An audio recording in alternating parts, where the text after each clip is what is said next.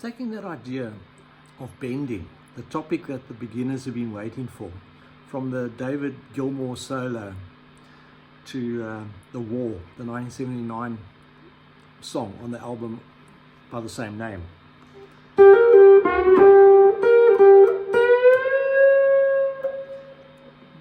Bending is what makes the guitar unique from other instruments. You can't bend a note on a saxophone, you can't bend the note on a keyboard, you can't bend the note on a trumpet. In that example, I was doing several bends. I was taking that F note there, the 10th fret, to the G note on the 12th fret of the G string. Get the sound in your head.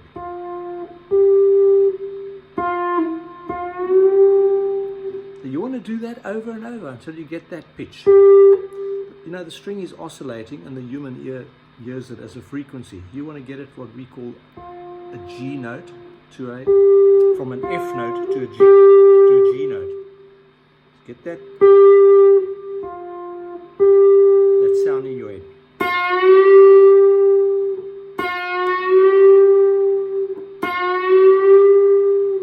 Do that as long as it takes for you to hit that note accurately. Sometimes I still make mistakes, but that's what it is.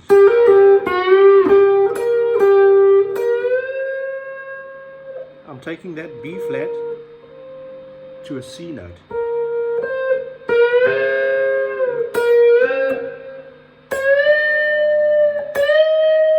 Now what the hell was that? Well, I took the B flat to a C. Then I took the C to a D.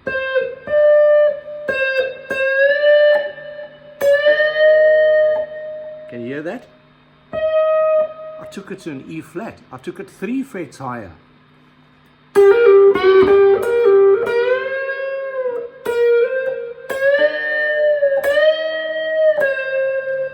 Yes, I am terrified of breaking a string, especially if I was playing live.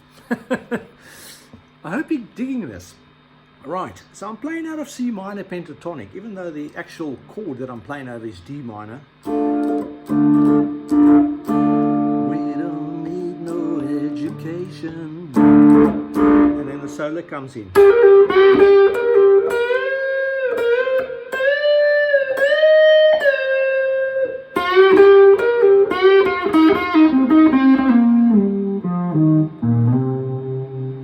Okay, so that's just specific to that solo. Now, bending involves bending the string. Now, you won't get a knighthood for doing that. Or maybe you will. Because David Gilmour does those sort of things in his early style music. Bending a note somewhere between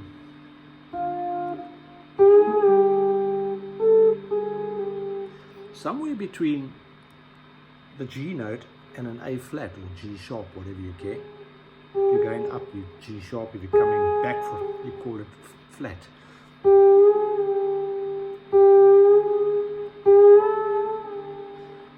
Important point here, you've got a range. You can bend it to the next semitone or half step, or you can bend it to a full step, or you can bend it a minor third. You can see how far you can bend it before you can break the string. But you want to be accurate. You want to get from there, get that sound in your head. I'm going to try.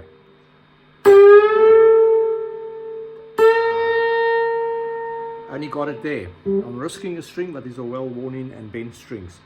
So I try to take the G to a B flat, the minor third interval. Because the length of the string is shorter up here, I can generally, the higher I go, the higher I can bend.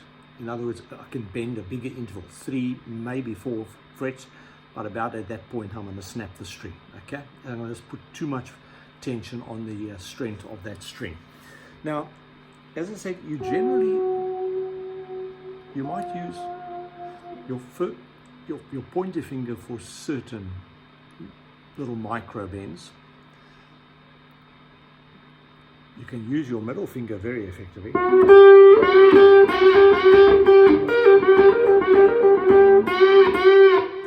an F note to a G note. That's with my middle finger. And then that ring finger is the common one to use.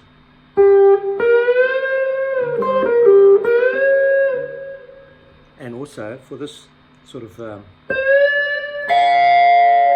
I'm taking the F to a D, and then I'm taking the C to a D, and then I'm going from the C to an F.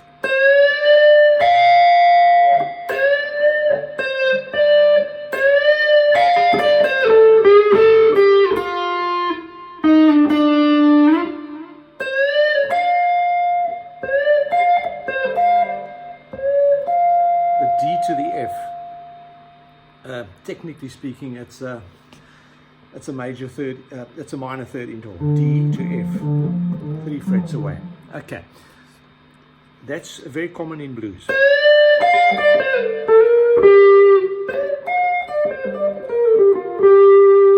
That sort of thing. Guys like Gary Moore and would use that.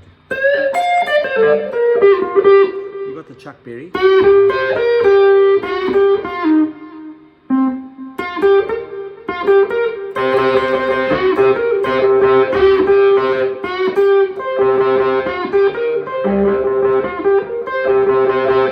You got me?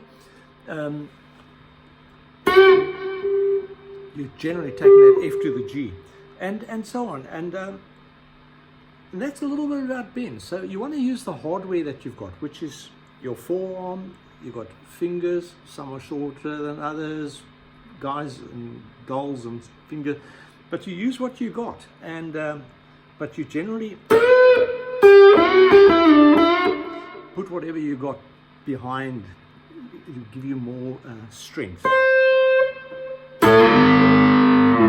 That's referred to as an oblique bend. Watch this. I'm going to keep that G note, the A note constant, but I'm going to take that E note.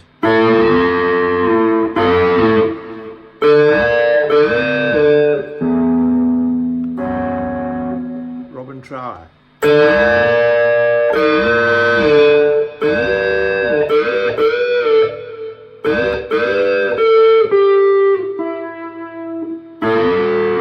Country players would do a similar thing.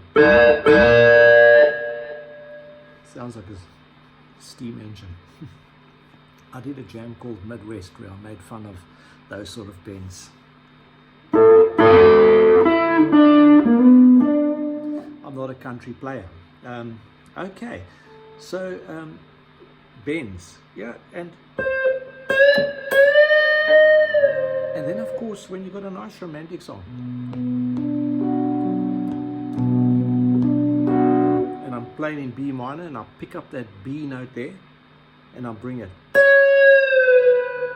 It's called a pre-bend. I'm bending it. Get that sound in your head. I'm taking a C sharp note, bending the string up there, and then picking and releasing.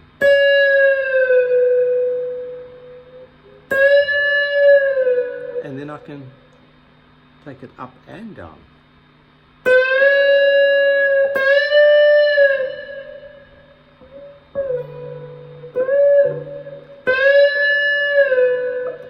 Okay, bending it up, picking and releasing. Like me, you probably need to practice these things. I don't do it all that often. I don't play that much blues anymore. You can take it up, pick, then bend. You want to give it a bit of a shake up there. If you add backing music and you get emotional and you want to make your audience emotional, that's what you would be doing.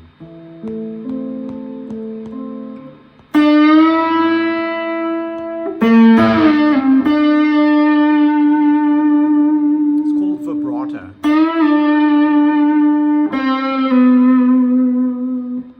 A few years ago I was practicing vibrato because I tend to like playing fast. I don't often like slowing down, and I like slow songs. Most of the songs I write personally are slow, but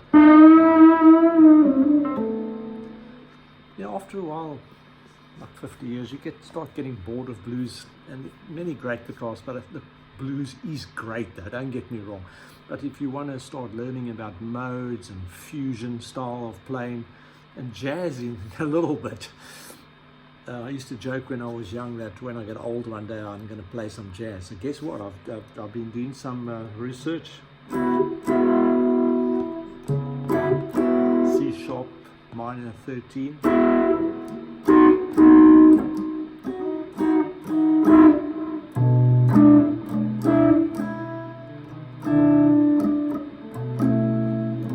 Like I said, I'm still learning these chords, but they're fascinating. But that's for another lesson, okay? Let's get back to bending.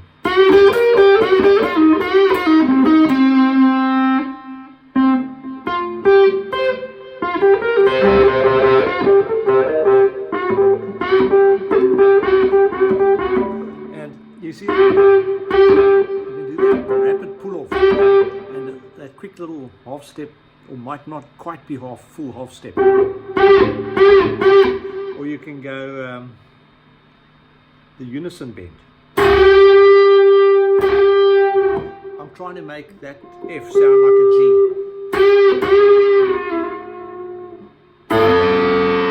Oblique bend.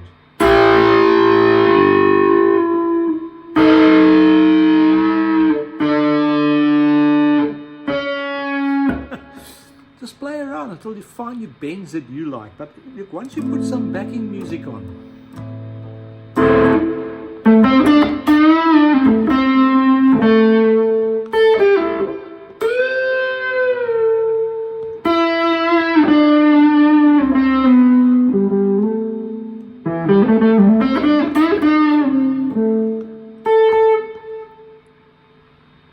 you know, as I say, the backing music will move you, and then you can really dig into it and do the vibratos that bend the note.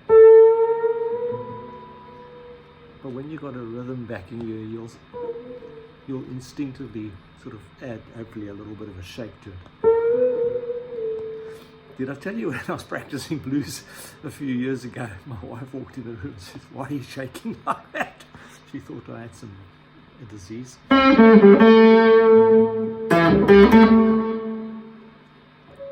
I'm not the world's greatest bender, but I've enjoyed showing you a few things. I apologize if I've missed any topics, but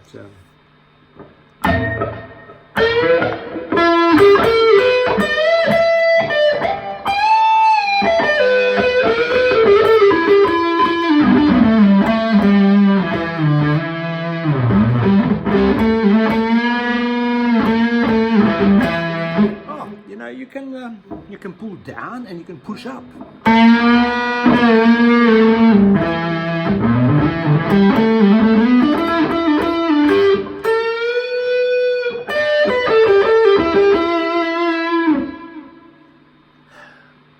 You can do a lot of things, and you can't do this on any other instrument.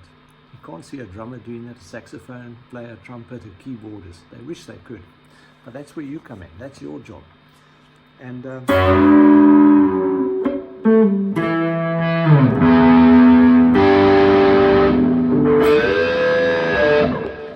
can change the mood in the room if you turn the lights down as well. Okay. I hope you enjoyed this lesson. I enjoyed doing it for you. And keep an eye on my channel, and you'll occasionally see me using some of these things. Thanks for watching, as always.